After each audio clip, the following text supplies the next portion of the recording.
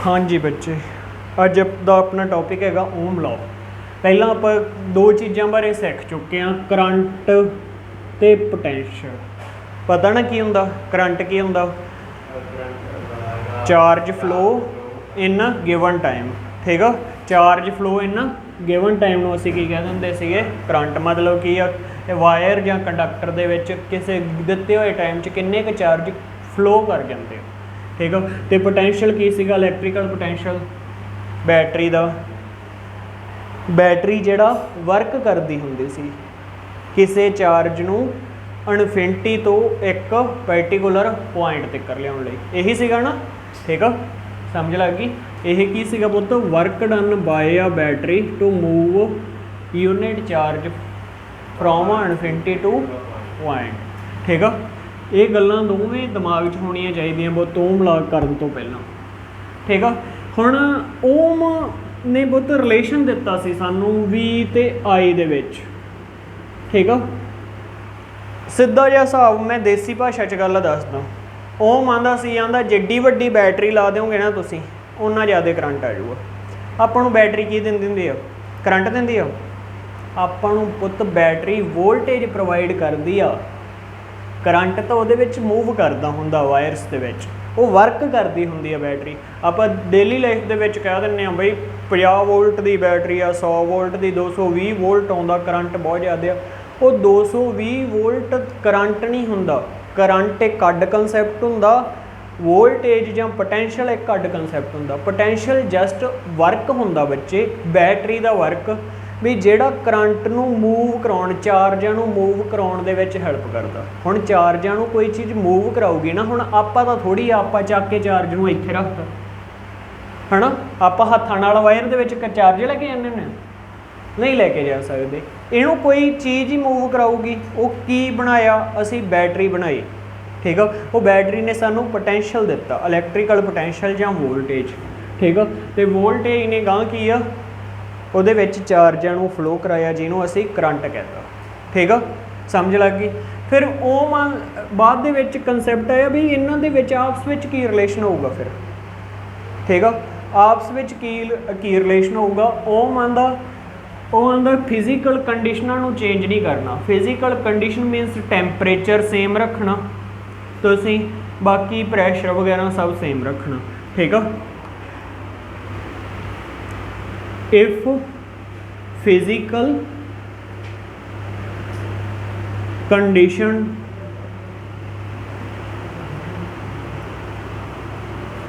unchanged, मतलब physical कंडीशनां नूं जे असी चेंज ना करिए। ठीक है, फिजिकल कंडीशनस किहड़ी आ सकती है? टैंपरेचर अपने कोले फिजिकल कंडीशन है। ठीक है, समझ आई? जे असी फिजिकल कंडीशनां नूं आंदा चेंज नहीं करते तो साडे कोले की आ, जिहड़ा करंट पास कर रहा किसी सर्किट विच वो डायरैक्टली प्रपोर्शनल होगा पोटेंशियल दे। मीनस सीधा जिहा हिसाब बई जिन्नी वड्डी बैटरी ला देंगे उन्ना ज़्यादा करंट आऊगा। तां करके आपां डेली लाइफ च इक्को ही गल लई जाने आ। ठीक है, बेसिकली पुत्त जिन्नी वड्डी बैटरी होगी करंट उन्हें उन्ना ज़्यादा फ्लो कराउणा, उहदे विच उन्हें चार्जां नूं फ्लो कराउणा। ठीक है, समझ लग गई? ये गल सब तो पहलों पहल ओम ने दसी सी।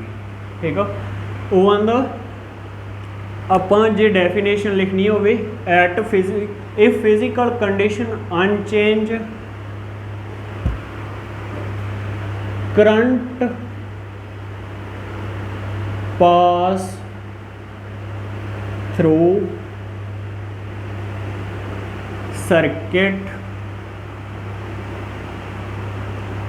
is directly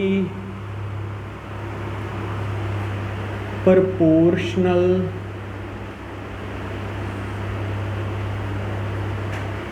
to potential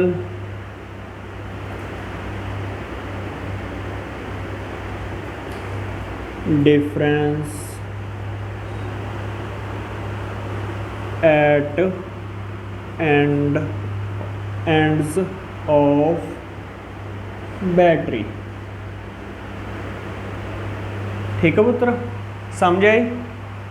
ठीक है, डायरैक्टली प्रपोर्शनल। हुण ये डायरैक्टली प्रपोर्शनल का मीनिंग की होंदा?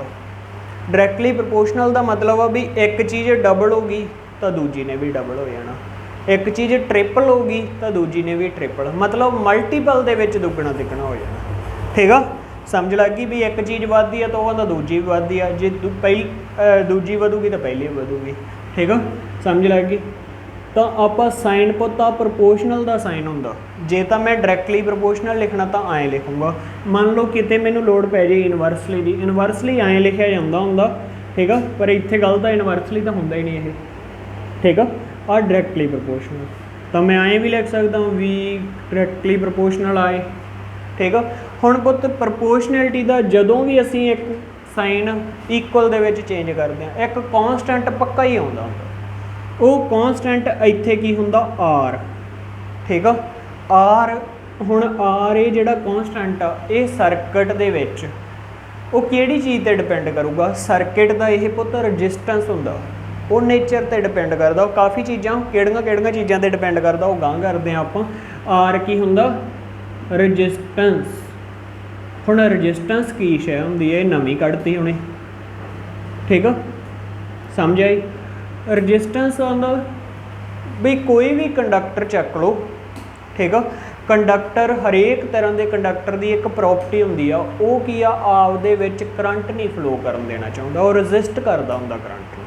ठीक है, द प्रॉपर्टी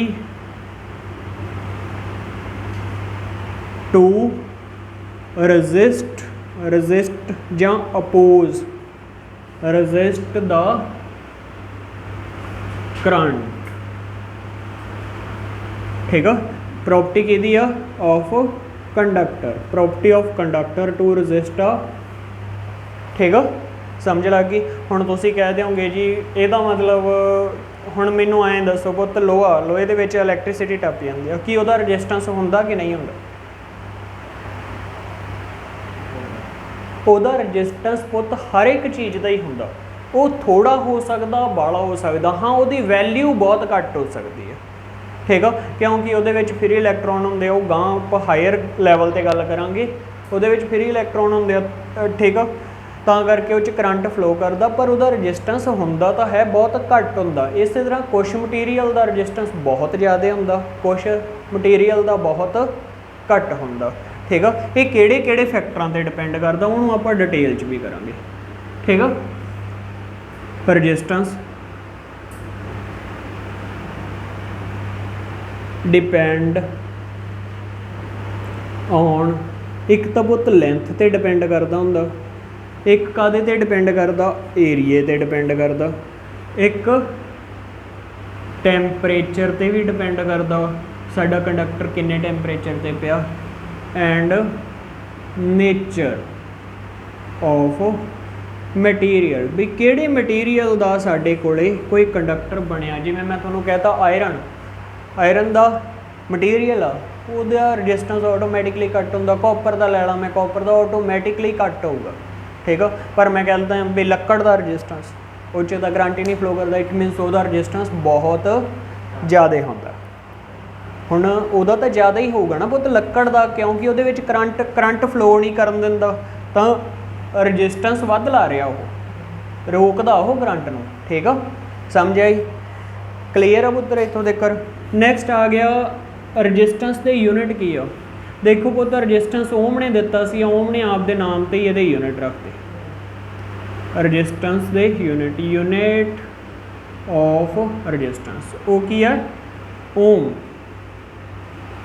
ठीक है, ਇਹਦਾ साइन पुत इहो जिहा हुंदा। ठीक है, समझ लगी? ये साइन ओम दा। फिर आपां नूं फिर क्वेश्चन आ जांदा हुंदा भी 1 ओम रजिस्टेंस कदों हुंदा है, किसी कंडक्टर का 1 ओम रजिस्टेंस कदों होंदा? इत्थों ही बनावांगे आपां, जिवें अगे बनाउणे आ। इत्थों जे मैं फॉर्मूला खोलां रजिस्टेंस का की बन जू V/I। ठीक है, जदों बच्चे किसी सर्किट दे विच असीं 1 वोल्ट बैटरी लाउणे आ। ठीक है, 1/1 नहीं बहुत I। ठीक है, हाँ जी, आई उधर लै गए, आई उधर लै गए तो नीचे आ गया। ठीक है, समझ लग गई। इलैक्ट्रिकल हुण रजिस्टेंस हुंदा की आ, 1 ओम रजिस्टेंस कदों होगा, जदों असी 1 वोल्ट की बैटरी सर्किट दे विच कनैक्ट करांगे तो जदों उहदे विच 1 एम्पीयर करंट पास करूगा। किसी कंडक्टर विच 1 एम्पीयर करंट पास करदा जदों उहनूं 1 वोल्ट बैटरी नाल कनैक्ट किया जाता, तो उदों उहदा रजिस्टेंस कितना होगा, 1 ओम। समझ आई, क्लीयर आ, इत्थों तक पता लग गया पुत्र? ठीक, हाँ जी, नोट कर लो। ठीक है, एक गल आ पुत, आह हुण जिहड़ा फॉर्मूला ये तुसीं भुल्लना नहीं, ये हर थां ते यूज़ हो जाता, V = IR। ठीक है,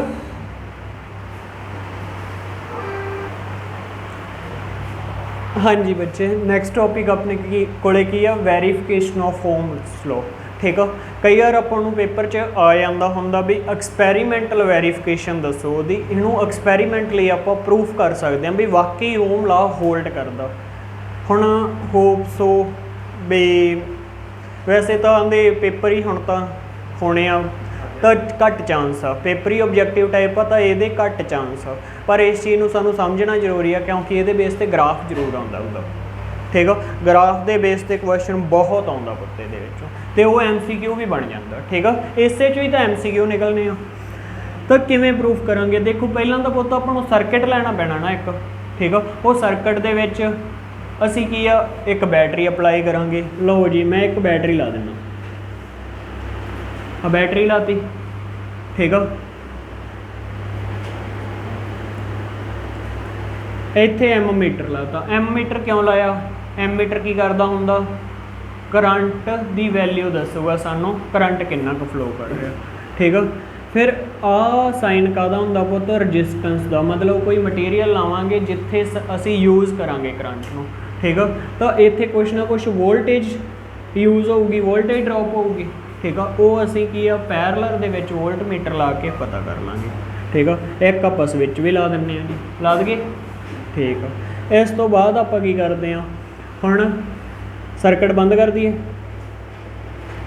कर दें जी। आप सर्किट गलती गल करनी हो, वधिया करंट फ्लो करूगा पुत, वैल्यू आ जाऊगी। पर प्रॉब्लम की आ, इत्थे असी करंट की वैल्यू में चेंज नहीं कर सकते। ठीक है, समझ लग गई? करंट की वैल्यू में चेंज ना किया तो सानू पता ही नहीं लगना।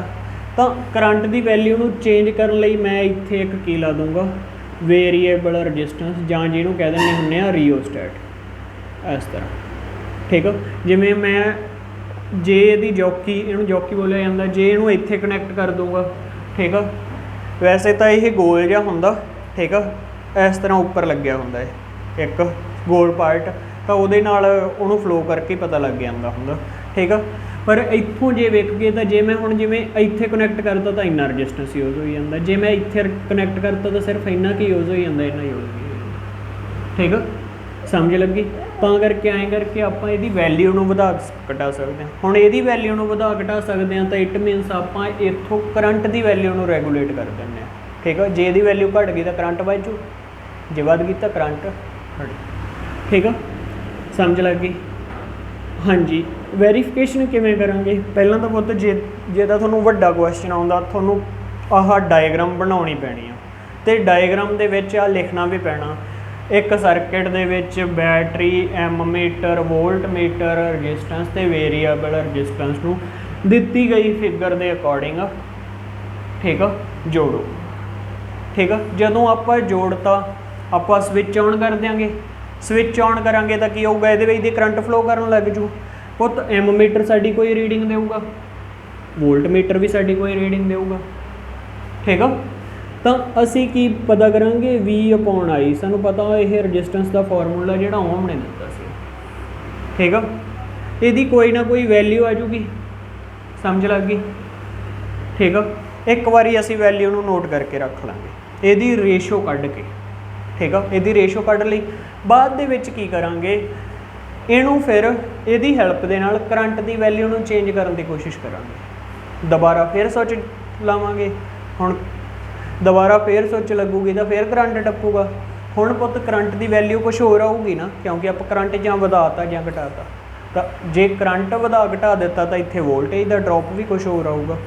ਤਾਂ ਮੇਰੇ ਕੋਲ ਸਪੋਜ਼ ਕਰ ਲਓ ਵੈਲਿਊ ਆ ਗਈ V2 ਤੇ ਕਰੰਟ ਦੀ ਆ ਗਈ I2, ਠੀਕ ਆ, ਸਮਝ ਲੱਗ ਗਈ। ਫਿਰ ਇਹਨਾਂ ਦੀ ਰੇਸ਼ੋ ਕੱਢਾਂਗੇ, ਕੀ ਦੇਖੋਗੇ ਰੇਸ਼ੋ ਸੇਮ ਆਈ ਜਾਂਦੀ ਆ, 3-4 ਵਾਰੀ ਆਹੀ ਚੀਜ਼ ਰਿਪੀਟ ਕਰੋਗੇ ਤਾਂ ਜੇ ਤਾਂ ਤੁਹਾਡੀ ਰੇਸ਼ੋ ਸੇਮ ਆ ਰਹੀ ਆ ਤਾਂ ਤੁਸੀਂ ਕਹਿ ਦਿਓਗੇ ਜਿਹੜਾ ਓਮ ਲਾ ਉਹ ਹੋਲਡ ਕਰਦਾ, ਨਹੀਂ ਕਹਿ ਦਿਆਂਗੇ ਵੀ ਓਮ ਲਾ ਗੱਪ ਮਾਰਦਾ ਸੀ, ਜਿਹੜਾ ਕਿ ਹੈ ਨਹੀਂਗਾ, ਇਹ ਪੋਸੀਬਲ ਨਹੀਂ ਗੱਪ ਮਾਰਦਾ ਸੀ, ਬਾਕੀ ਐਂ ਹੁੰਦਾ, ਠੀਕ ਆ। ਜੇ ਕਿਤੇ ਲੈਬ 'ਚ ਜਾਣ ਦਾ ਮੌਕਾ ਮਿਲਿਆ, ਨਹੀਂ ਘਰੇ ਇਹ ਮਟੀਰੀਅਲ ਹੈਗਾ ਤਾਂ ਜ਼ਰੂਰ ਪੰਗਾ ਲੈ ਕੇ ਵੇਖੋ, ਠੀਕ ਆ, ਸਮਝ ਆਈ। ਆਹ ਬਹੁਤ ਫਾਰਮੂਲਾ ਇਹਦੇ ਵਿੱਚੋਂ ਤੁਸੀਂ ਯਾਦ ਰੱਖਣਾ। ਤਾਂ ਜਦੋਂ ਆਪਾਂ ਗ੍ਰਾਫ ਬਣਾਉਣੇ ਆ, ਠੀਕ ਆ, ਸਪੋਜ਼ ਕਰ ਲਓ ਗ੍ਰਾਫ ਇੱਧਰ V ਲੈ ਲਓ, ਇੱਧਰ I ਲੈ ਲਓ, ਠੀਕ ਆ, ਜਾਂ ਇੱਧਰ ਕਰੰਟ ਲੈ ਲਓ। ਆਪਾਂ ਕਰੰਟ ਦੀ ਵੈਲਿਊ ਵਧਾਉਣੇ ਘਟਾਉਣੇ ਨਾ, ਇੱਧਰ ਲੈ ਲਓ ਕਰੰਟ ਦੀ ਵੈਲਿਊ, ਠੀਕ ਆ। ਸਪੋਜ਼ ਕਰ ਲਓ ਪਹਿਲਾਂ ਕਰੰਟ 1 ਐਂਪੀਅਰ ਟੱਪ ਰਿਹਾ, ਕਦੋਂ? ਜਦੋਂ ਵੋਲਟੇਜ 2 ਵੋਲਟ। ਜਦੋਂ ਕਰੰਟ ਅਸੀਂ 2 ਕਰਤਾ ਤਾਂ ਵੋਲਟੇਜ ਕਿੰਨੀ ਹੋਊਗੀ? 4। ਜਦੋਂ ਕਰੰਟ 3 ਕਰਤਾ ਵੋਲਟੇਜ ਕਿੰਨੀ ਹੋਊਗੀ? 6, ਠੀਕ ਆ, ਸੌਰੀ V ਆਊਗੀ ਇੱਥੇ। ਤਾਂ ਆਪਾਂ ਕੀ ਆ ਇਸ ਤਰ੍ਹਾਂ ਕਰਕੇ ਵੇਖਾਂਗੇ। ਤਾਂ ਗ੍ਰਾਫ ਜਦੋਂ ਦੇਖਾਂਗੇ ਤਾਂ ਸਾਡੇ ਕੋਲੇ ਗ੍ਰਾਫ ਕੀ ਆਊਗਾ? ਸਟ੍ਰੇਟ ਲਾਈਨ ਗ੍ਰਾਫ ਬਣ ਜੂਗਾ ਪੁੱਤਰ, ਠੀਕ ਆ। ਮੇਰੇ ਤੋਂ ਲਾਈਨ ਸਿੱਧੀ ਨਹੀਂ ਵੱਜੀ, ਇਹ ਲਾਈਨ ਜਮਾਂ ਐ ਸਿੱਧੀ ਹੁੰਦੀ, ਠੀਕ ਆ। ਇਹ ਕੀ ਬਣ ਗਿਆ? ਰਜਿਸਟੈਂਸ ਦਾ ਸਟ੍ਰੇਟ ਲਾਈਨ ਗ੍ਰਾਫ। ਇਹ ਗ੍ਰਾਫ ਬਹੁਤ ਇੰਪੋਰਟੈਂਟ ਆ, ਇੱਥੋਂ ਕੁਐਸਚਨ ਆਉਂਦਾ। ਬੱਚੇ ਕੀ ਕਰਦੇ ਆ, ਮੈਂ ਮੋਸਟਲੀ ਜਦੋਂ ਪੇਪਰ ਚੈੱਕ ਕਰਦਾ ਕਈ ਵਾਰੀ ਤਾਂ ਹੀ ਆ ਜਾਂਦੇ, ਠੀਕ ਆ, ਜਿਨ੍ਹਾਂ ਨੂੰ ਸਾਇੰਸ ਦੇ ਵਿੱਚ ਇੰਟਰਸਟ ਨਹੀਂ ਹੁੰਦਾ। ਆਹ ਕਦੇ ਗ੍ਰਾਫ ਨਹੀਂ ਹੁੰਦਾ, ਬਹੁਤੇ ਤਾਂ ਲਾਈਨਾਂ। ਜੇ ਆਪਾਂ ਇਨਫੋਰਮੇਸ਼ਨ ਹੀ ਨਾ ਦੇਵਾਂਗੇ ਵੀ ਇੱਧਰ ਕੀ ਹੈ ਇੱਧਰ ਕੀ ਹੈ ਤਾਂ ਗ੍ਰਾਫ ਕਿਵੇਂ ਬਣੂਗਾ, ਠੀਕ ਆ, ਸਮਝ ਆਈ ਪੁੱਤਰ। ਇਹਨੂੰ ਹੁਣ ਤੁਸੀਂ ਜਦੋਂ ਵੀ ਕੋਈ ਵੀ ਟੌਪਿਕ ਕਰਨਾ ਤਾਂ ਆਪਾਂ ਇਸ ਤਰੀਕੇ ਨਾਲ ਕਰਨਾ ਵੀ ਇਹਦੇ ਵਿੱਚੋਂ MCQ ਕਿਸ ਤਰ੍ਹਾਂ ਦਾ ਨਿਕਲ ਸਕਦਾ, ਯਾਦ ਹੋ ਦਿਮਾਗ 'ਚ ਸਭ ਕੁਛ ਹੀ ਰੱਖਣਾ, ਕਿਉਂਕਿ MCQ ਤਾਂ ਟੇਢਾ ਵਿੰਗਾ ਵੀ ਬਣਾ ਦਿੰਦੇ ਆ, ਠੀਕ ਆ। ਤਾਂ MCQ ਨਾਲ ਥੋੜ੍ਹਾ ਜਿਹਾ ਕੰਮ ਟਫ ਜ਼ਰੂਰ ਹੋ ਜਾਏ, ਠੀਕ ਆ। ਇਹਨੂੰ ਕਰਨਾ